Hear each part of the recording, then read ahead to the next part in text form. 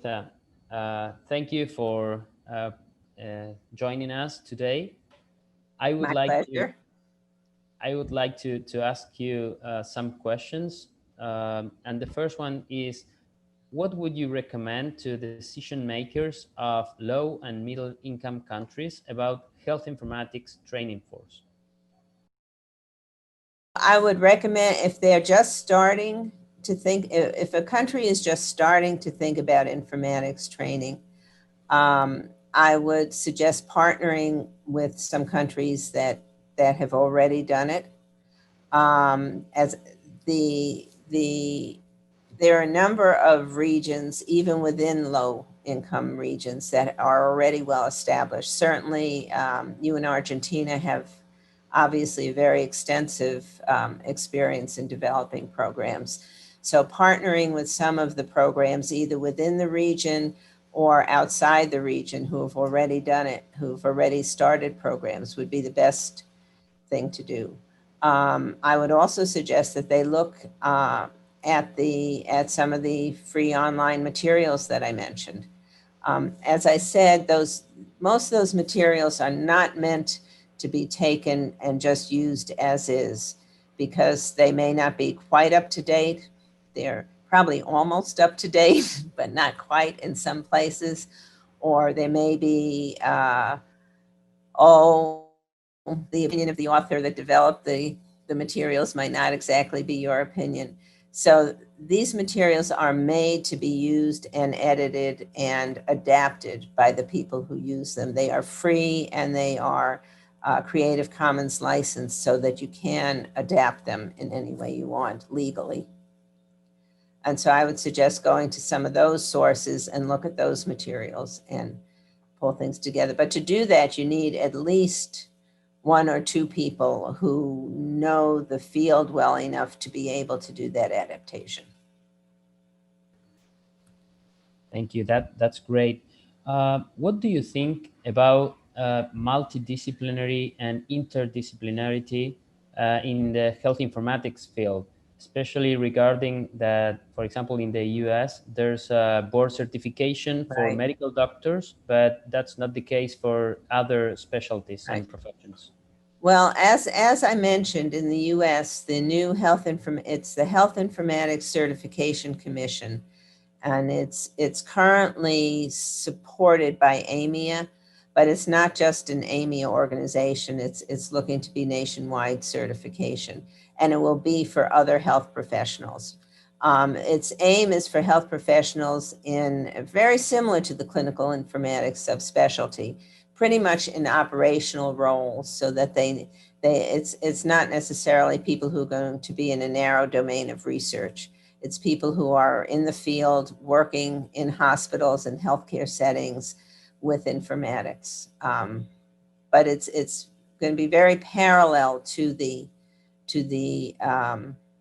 clinical informatics subspecialty. And as I said, we are actively working on it now, so that we expect, I would guess, in about a year. Might be a little bit more than that, given the situation in the world right now with COVID and other things. But we're actively working to put that exam together. That's great. And the last question, you said that going virtual is a big challenge that we face nowadays, and somehow is forced by the Right. COVID-19 pandemic. Uh, would you say that this is the biggest challenge that health IT educational strategies face, or there's another one that you would say that is it's more important? I have to think about that. Um,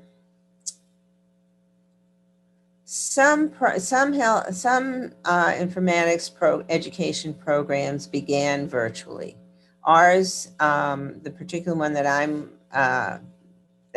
affiliated with, began face to face in person, but we've been online for probably 10 years. I don't remember when we were first online.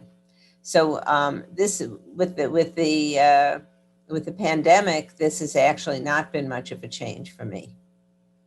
My teaching has always been online, and I've done that.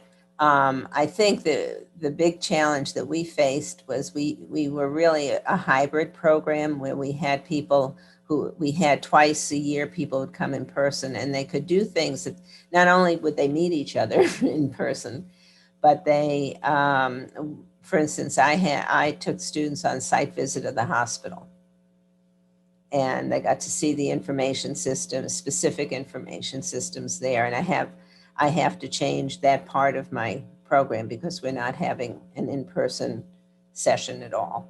So I think that has been a big challenge.